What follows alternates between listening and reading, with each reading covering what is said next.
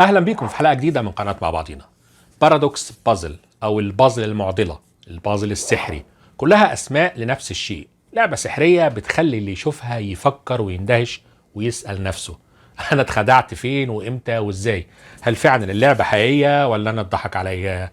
تعالوا نشوف بارادوكس بازل مختلف شويه عن اللي قدمناه قبل كده. يلا بينا نبدا مع بعضينا.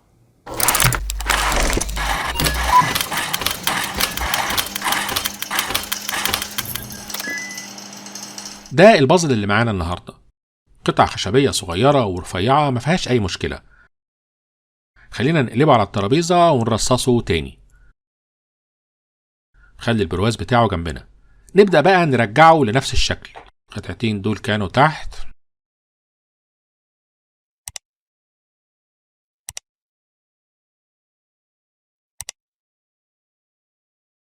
ودي هنا ودي جنبها.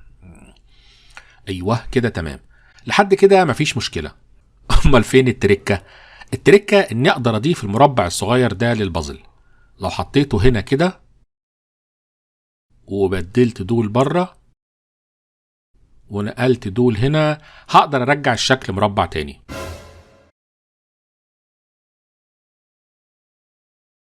طب ازاي؟ سؤال ممتاز. لكن اقدر كمان اضيف له القطعة دي. مستحيل.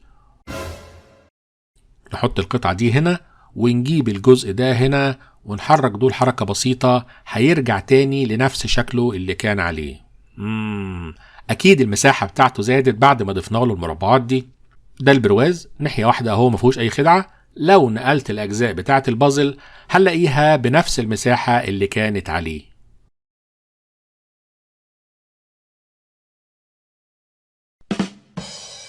واو. لا بجد واو.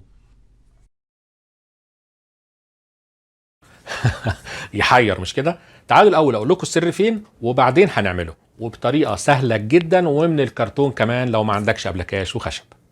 البازل ده ما فيهوش بقى ريحه الخدع الهندسيه، مجرد خداع للبصر وخفه ايد مش اكتر. وانا بقول لك تعالى نقلب القطعه دي نحطهم على الترابيزه مثلا، بدوس على القطعه دي بصباعي. القطعه دي بالذات مستطيل عادي، بدوس بصباعي واقلبهم وانا ماسك القطعه دي، بخبيها في صباعي بالشكل ده وبخفيها في جيبي واحط الاطار جنبنا. انت مشغول بقى معايا ازاي نرجع القطعه دي ونرصصها زي ما كانت.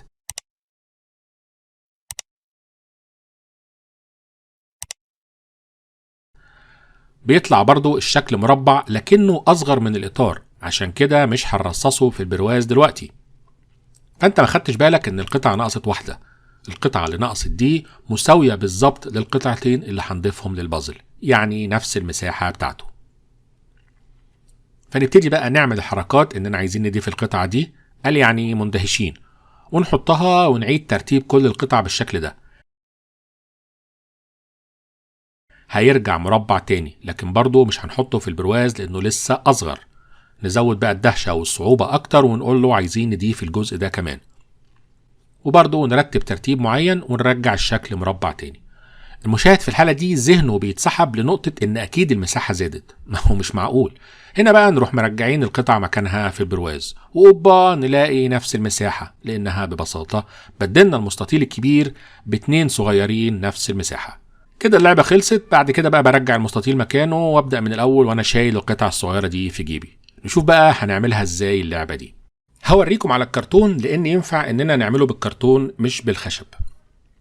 قطعة كرتون نصيبيان أو حتى كرتون مضلع، هنقسمها بالعرض، نحط علامة عند كل 2 سنتي من تحت 7 شرايح، ونعلم عند 2 سنتي فوق ونوصل بين الخطوط دي.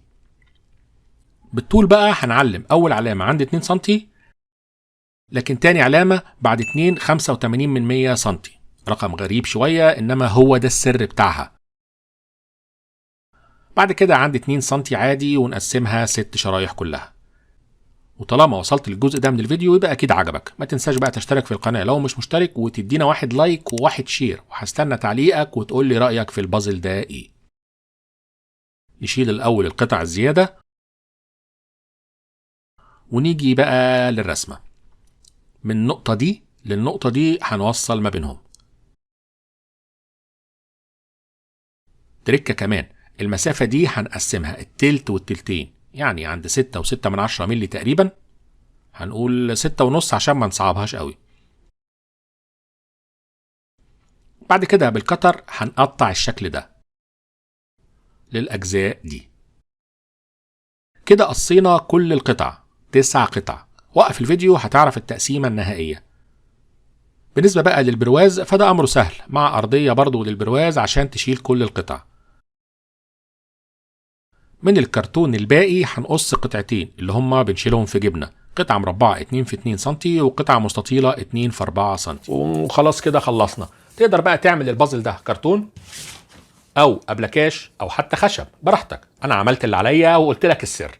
المهم يا سيدي، احنا متعودين ما نطلبش منكم الاشتراك في القناة إلا لو الفيديو عجبكم، وكالعادة مش هوصيكم على اللايك والشير، وإن شاء الله نتقابل على خير. سلام عليكم.